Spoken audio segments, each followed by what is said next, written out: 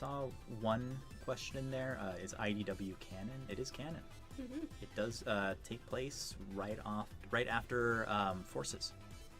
I mean, personally, I'm kind of sitting here wondering why this even qualifies as being worthy of discussion. It's not like anything has changed.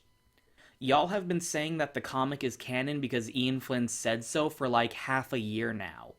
The argument hasn't changed. You're still just insisting by an appeal to authority fallacy that because so-and-so said that it's canon, that means you have to accept it as canon. I mean, like, I barely see this as being worth responding to. I kind of just want to gesture to all my other posts and videos that I've already made where I point out how stupid it is to say that the comic is canon. I have nothing new to say about it, and neither do you.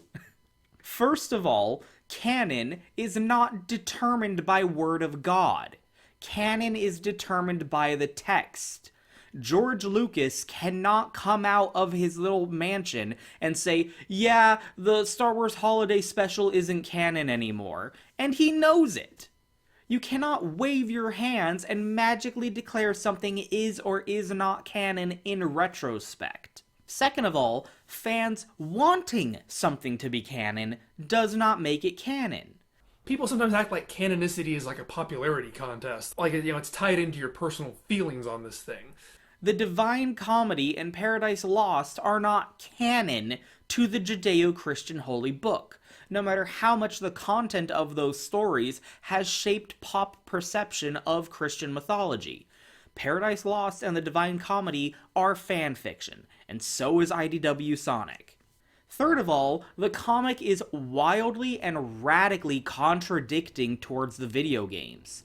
It contradicts the writing of the characters, it contradicts the depiction and presentation of the world, it contradicts the events of the stories that take place, and it contradicts in its recollection of the series' lore and past events.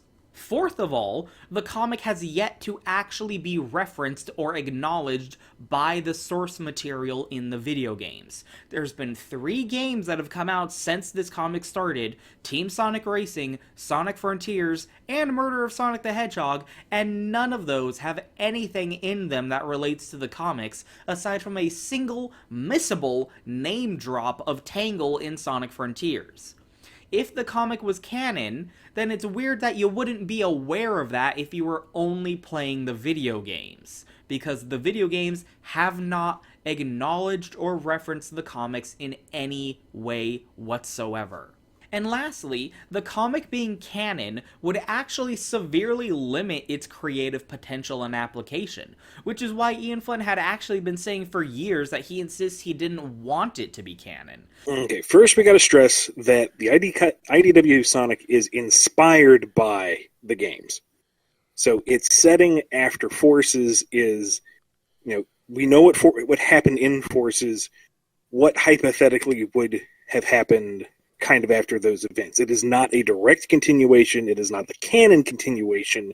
It's just an inspired, well, what if we went on from there type of scenario. There's still a lot of confusion out there of whether or not this is like the official continuation, and no, it's not. IDW Sonic is IDW Sonic, that's all. Yes. And it takes inspiration from the games and whatever canon they present. The comics are inspired by the game canon. They are not canon to the games. They are not continuations of the games. They're just influenced by them. The games are the basis of which they're written. So you can assume that most of the game events have happened to one, but the comic may treat them a little differently depending on various circumstances. And again, the comic is inspired by the game canon, so we can kind of cherry pick here and there what did and didn't happen, what we're referencing and what we're not.